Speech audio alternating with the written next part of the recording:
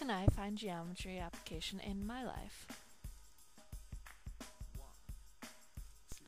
People tend to struggle when it comes to geometry and how it applies to them.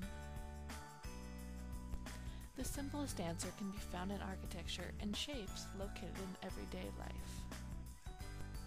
Sometimes we seem to overlook the most classic geometry around us.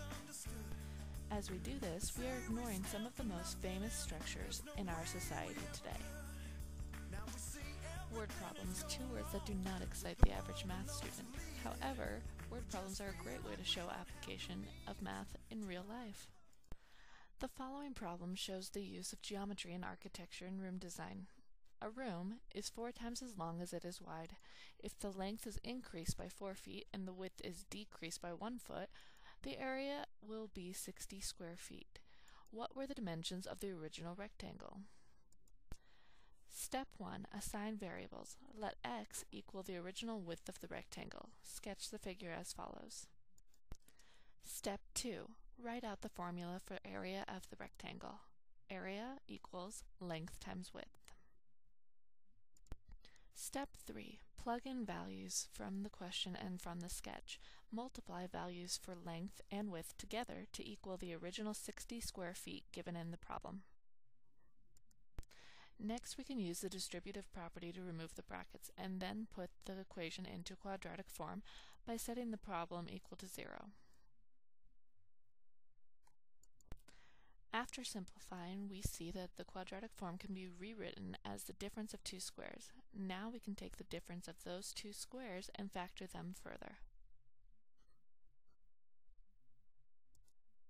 From this, we get two values of x equals 4 and x equals negative 4.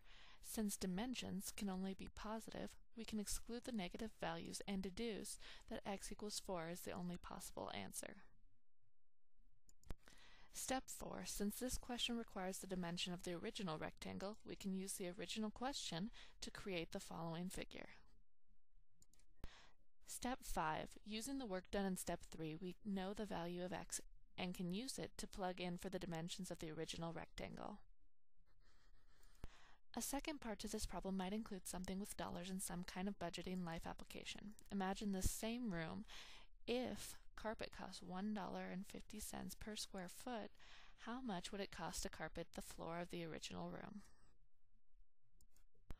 First, we must solve for the area of the carpet.